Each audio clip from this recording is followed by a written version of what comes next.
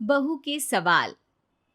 प्रतिभा को बचपन से ही सवाल जवाब का बहुत शौक होता है, जिसके चलते मम्मी पापा उसे किताबें ला कर देते हैं। लेकिन वो उनकी जगह गूगल की मदद लेकर अपने पास अतरंगी सवालों का पिटारा भरे रखती है, जिनसे वो लोगों को अपने आगे बेवकूफ दिखाने के लिए हर बात पर सबसे अतरंगी सवाल पूछती रहती है। ओ बहू, कहाँ है? जरा जल्दी इधर आ। क्या हुआ मम्मी जी? ऐसा कौन सा आसमान सिर पर आ गिरा जो इतनी हबड़ तबड़ में बुलाया? अरे आसमान का तो पता नहीं, पर इसकी छत जरूर गिरेगी। कितनी बार बोला है कि इसे रिपेयर करा लो। मम्मी जी, ऐसी क्या चीज है जो आपसे कभी सवाल तो नहीं पूछती, पर फिर भी आपको हमेशा उसका जवाब देना पड़ता है? हे भगवान, यहाँ घर गिरने को आया और इसे केबीसी खेलना है। अरे तू अपने सवालों का टोकरा अपने पास ही रख, मेरा बेटा करा देगा। वो आलसी, उनके भरोसे रही तो छत पक्का गिरेगी। इससे अच्छा है कि जल्द जवाब ही दे दो। प्रतिभा की बात सुन सास असमंजस में वहीं बैठ जाती है, जिसे देख प्रतिभा मुस्कुराते हुए वहां से चली जाती है। और मती मारी गई थी जो इस सवालों की दुकान को घर ले आई।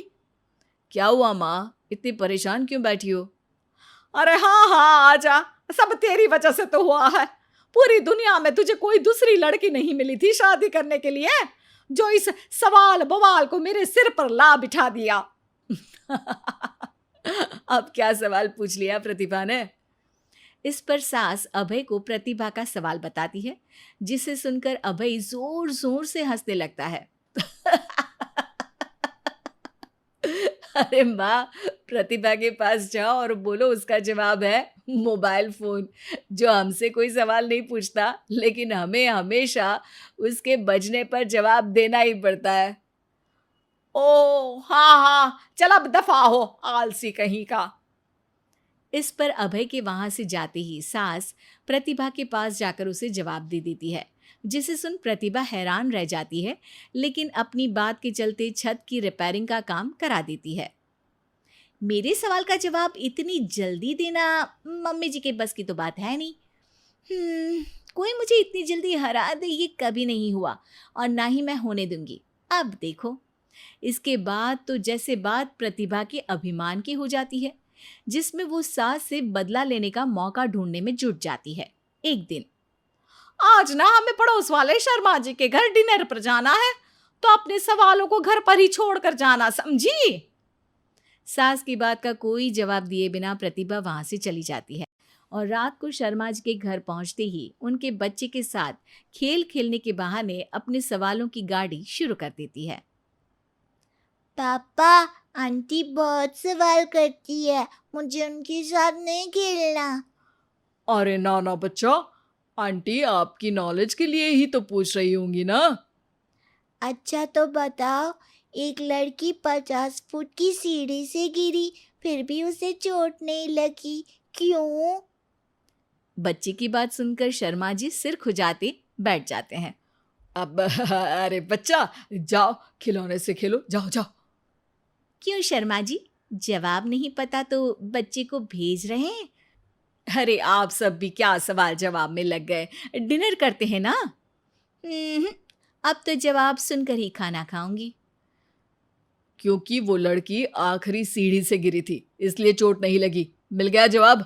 अब कोई बदतमीजी या सवाल नहीं। अच्छा, तो आज तक मम्मी जी को भी सारे जवाब आप ही बताते थे? क्यों, तुम्हारे अहंकार को ठेस पहुंची कि कोई तुमसे तेज कैसे हो सकता है? ओहो, इतना कॉन्फिडेंस! तो बताओ, एक साल में कितने सेकंड्स होते हैं? 12। 2 जनवरी, 2 फरवरी एंड कंटिन्यूड। ज्यादा तेज हो। अच्छा, ऐसी क्या चीज है जिसे तुम छुए बिना पकड़ सकते हो? बात। 2 माँ और 2 बेटी पिज्जा खाने गई। सबने एक एक स्लाइस खाया, फिर भी सिर्फ 3 स्लाइस ही खा पाए। कैसे? क्योंकि उनमें एक ग्रैंड मदर है, फिर उनकी बेटी यानी कि मदर, और फिर उनकी बेटी। हो गई 2 माँ और 2 बेटी। मिल गया 3 स्लाइड का हिसाब। अरे कभी तो अपनी गूगल की दुनिया से बाहर निकलो। अपने आप को अगर इतना ही तेज समझती हो तो अब तुम मेरे सवालों का जवाब दो। कौन सा फूल सबसे अच्छा है? किसका दूध दुनिया में सबसे ज्यादा अच्छा है? कौन सी मिठास सबसे अच्छी है? अभय के सवाल सुन प्रतिभा असमंजस में पड़ चुपचाप बैठ जाती है, जिसे देख सब हैरान रह जाते हैं। प्रतिभा के पास सवाल का जवाब नहीं, ये चमत्कार कैसे हो गया? अरे कभी गूगल छोड़कर ढंग की किताबें पढ़ी होती तो पता होता। इसी तरह कुछ दिन बीत जाते हैं, जिसमें अभय का जवाब ना दे पाने की वजह से प्रतिभा सवाल पूछना बंद कर देती है, लेकिन साथ ही सुकून से रह भी नहीं पाती, जिसे देखकर एक शाम अभय प्रतिभा को कहता है। देखो, मेरा तुम्हें हर्ट करने का कोई मोटिव नहीं था। बस समझाना था कि अगर तुम्हारे पास कोई टैलेंट है तो उससे लोगों को नीचा दिखाने की जगह उन्हें सीखने में या मदद करने में इस्तेमाल करो। ज्ञान नहीं, जवाब दो।